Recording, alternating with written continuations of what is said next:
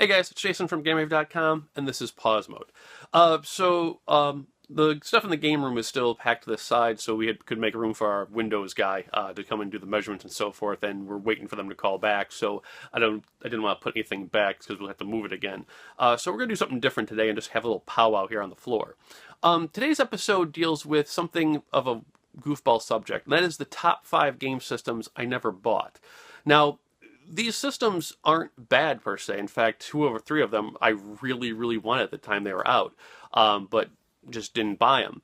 So we're gonna go through these and try and like discuss why I didn't pick them up and if they're worth picking up nowadays. Obviously, this isn't scripted. Our first system we're going to talk about is the N-Gage. Now, the N-Gage was basically a video game system slash cell phone, and you have to understand something. I didn't have my first cell phone until about a year and a half, 2 years ago. And I hate phones. Landlines, cell phones, pay phones, I can't stand them. For some reason, I just don't like talking on them, what have you. And when we first got the N-Gage in at our store, like I said, I've been in gaming retail for a long time. I just wasn't impressed. The funniest thing is because we had to obviously sell it at the time, we were trying to find out the best way to sell it, and at the time my district manager tried showing me off his machine with Tomb Raider in it, which is the original PlayStation 1 Tomb Raider. So of course he wanted to show me and try and get me hyped up on it. And I remember him, to get the game in, he had to basically like take off the back panel, take out the battery. I think there was like a SD card somewhere in there, and then finally get to the game to swap out to put Tomb Raider in. And within that 30 seconds of him doing that, I was like, no, that's not happening. There were obvious other reasons. N-Gage, I didn't buy more because it was just a cell phone. But it's kind of weird because as goofy as it was at the time, it really did set a precedent for other phones and phone companies to start focusing on gaming and so forth. Now, obviously, iPhone is the king supreme, as is Android, but you'll never see a dedicated game phone like that ever again, especially after Sony's flops. The next system is the Amiga CD32. It's kind of funny, actually. Back in the early 90s, Game Fan magazine was probably like the best gaming magazine out there as far as just them showing you product. Like, magazines like Tips and Tricks, EGM, they were great and probably better reads and better opinions. But Game Fan literally broke the template on how to just show you what the game was. I mean, they had screenshots all over the place. They would make cool like little custom frames out of the game graphics and things like that. And I remember they had started talking about the Amiga CD32 when it was first hitting the market, both in Canada and Japan and Europe and so forth. And I was like, you know what? That sounds like a kind of cool thing. And then the first image of the system came up, and that controller drove me around the bend. I don't know if it'd be considered like a skin deep reason to not buy a game system, but that controller, no. Like, I insert the boomerang jokes, insert the kids toy joke and so forth, but I was not having any of it. And thankfully I didn't buy one because it more or less tanked in the US. It does have a really strong following in Europe, and then some collector circles here in the US, but oh man, I am so glad I didn't buy that system. The fourth system I'm glad I never bought was the Atari Lynx. Now, before you start hitting the hate comments down below or the hate mail, the Lynx itself was almost an enigma at its release. It was just a full-color portable game system that had a really neat trick where you could rotate the entire system and screen so you could play left-handed or right-handed. That was just an amazing feature at the time. Now, the problem with the Lynx, aside from battery consumption and having amazing full-color graphics, was its library. The Lynx, because it was Atari system, it had a lot of cool Atari arcade games on it and so forth, like Paperboy, Zybots, what have you. But none of those games interested me. In fact, one of the reasons, full disclosure, I never bought a PSP or a Vita, but I have them thanks to retail perks. And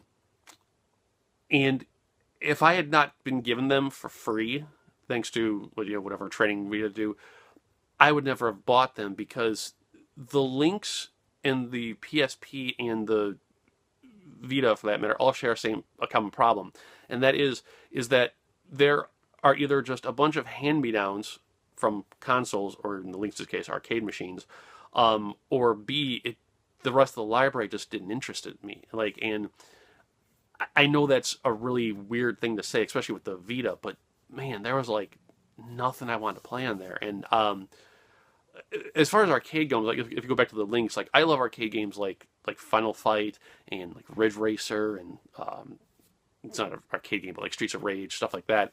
And there just wasn't any of that on the poor Lynx. And even now, like if I were to go back and maybe want to start collecting it again, I wouldn't pick it up. It really depresses me that that was like the one portable that I just couldn't get into. I tried actually owning a Game Gear after the fact years ago, and after playing Columns for like half an hour, I was like, I'm done. I sold it off. Now, the second to last system, I wouldn't say see, this one's weird because I regret not buying it, and I'm thankful I didn't buy it. And that is one you might not have ever heard of, called the FM Towns Marty.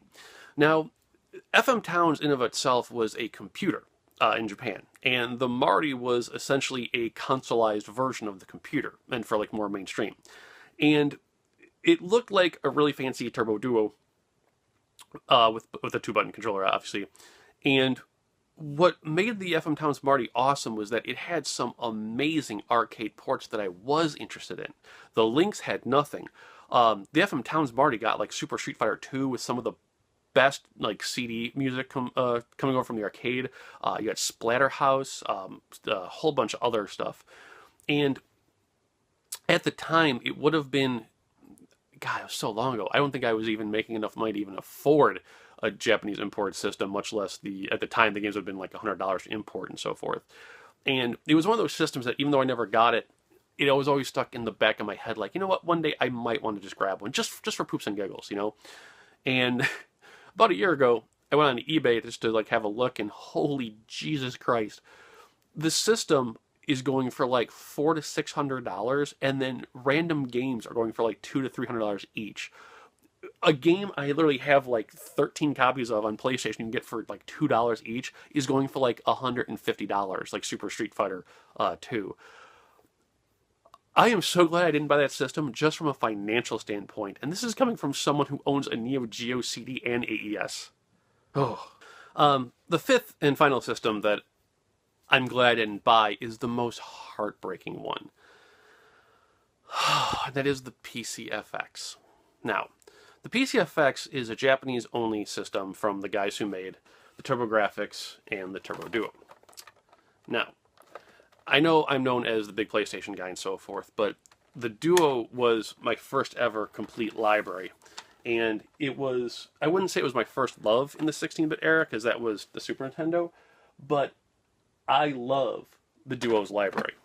Between the import games like Street Fighter 2 Championship Edition, Castlevania Rondo of Blood, the So Bad It's Good, Riot Zone, Bonk, stuff like that. I loved that system. And when the PCFX was announced, it was a 6-button controller. It had, crazy specifications and so forth. I could not wait. The amount of fanboy dreams and hopes you had, or at least I had at that time, was ridiculous. Worse than when like the PlayStation 2 or 3 was announced. And it breaks my heart just talking about this, but like when the system first came out, they showed off like Soldier Blade and other possibilities and so forth. And what ended up happening is that the library was just either really shitty, not quite full motion video games, or it turned out that your typical video game, like a side-scrolling adventure game or a spaceship shooting game, couldn't really function on the system based on how the hardware specs were. And basically, the system essentially got drowned in either goofy simulations, or your typical Japanese dating simulation, text simulation, adult, titles and stuff like that. And that hurt the most.